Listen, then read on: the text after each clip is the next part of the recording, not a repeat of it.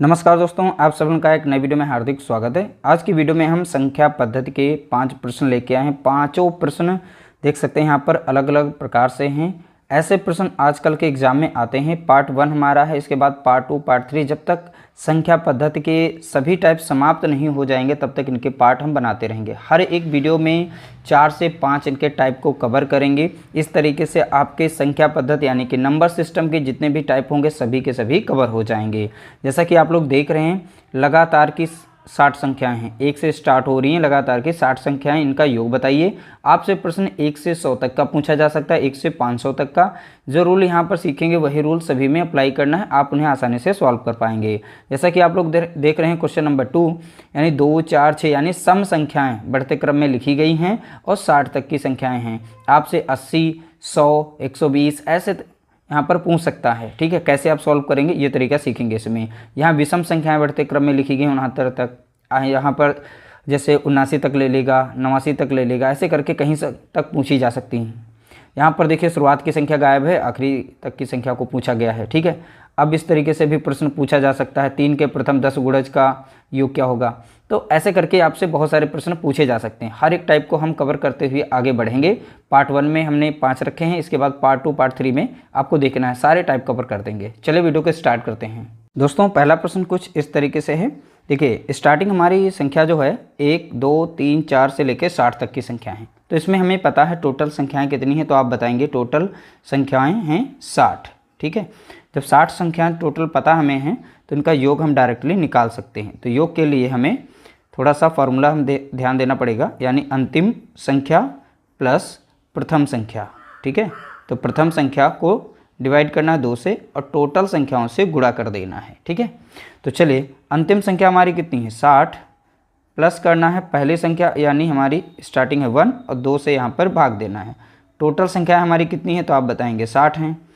अब इन्हें जोड़ेंगे तो यहाँ मिलेगा 61 गुणे 60 और भाग देंगे 2 से। अब 2 से काट सकते हैं, 2 कम 2, 2 3 6 और 1 0। अब डायरेक्टली गुणा कर सकते हैं, यहाँ पर कितना 0 तो आएगा ही और 3 कम 3 और 3 छाक 18। ठीक है, तो कितना आंसर आ जाएगा 1830।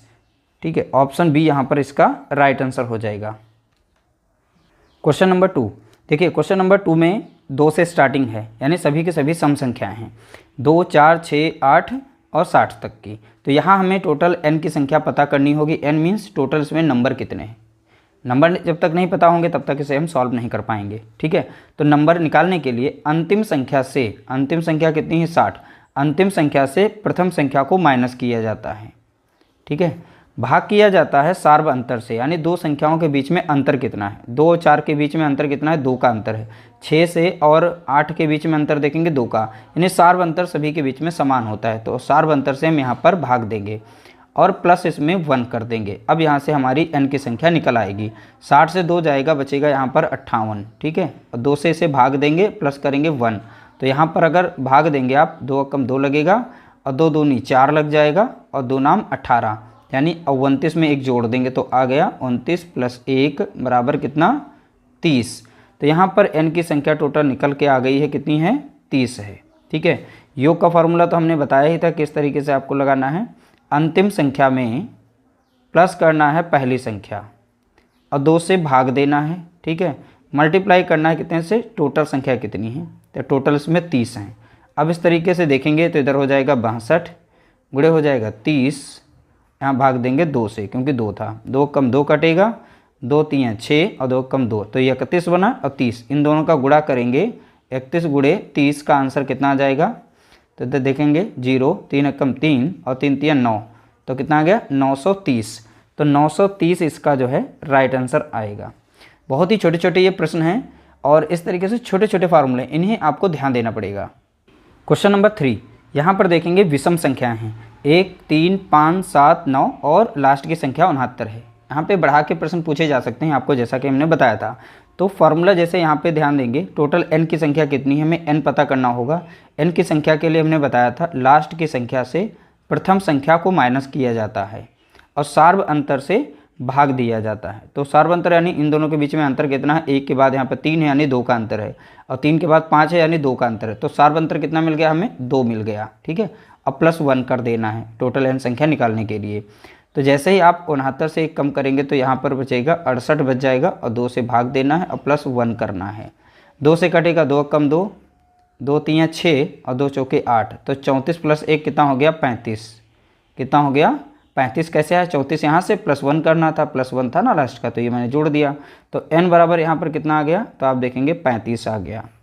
अब यहाँ पर टोटल यानी कि योग इनका कितना हो जाएगा, तो योग निकालने के लिए अंतिम संख्या प्लस प्रथम संख्या डिवाइड करना है 2 से, मल्टीप्लाई करना है टोटल संख्याओं से। तो यहाँ पर टोटल संख्या कितनी है 35 थी, n बराबर हमने निकाला था। ठीक है, तो 69 में 1 जोड़ेंगे कितना हो जाएगा 70, डिवाइड करेंगे 2 से क्योंकि फार्मूले के था, और यहाँ पर 35 है। ओके, अब 35 को यहाँ पर 70 को जब 2 से डिवाइड करेंगे तो 35 बार लग जाएगा। कितनी बार 35 बार। तो 35 गुणे 35 का आंसर कितना आ जाएगा 1225। देखिए 35 का अगर वर्ग आता है तो वर्ग ही तो है, 2 बार मल्टीप्लाई किया गया, 2 बार मल्टीप्लाई करेंगे तो आपको 1225 मिलेगा। इस तरीके से ऑप्शन सी यहाँ पर इसका राइट आंसर हो जाएगा। क्वेश्चन नंबर 3 का राइट आंसर क्या होगा, ऑप्शन सी 1225। क्वेश्चन नंबर 4, यहाँ पे देखेंगे शुरुआत की संख्याएं गायब हैं। ठीक है, स्टार्टिंग हो रही 21 से, 21 22 23 24 करके 75 तक की संख्याएं।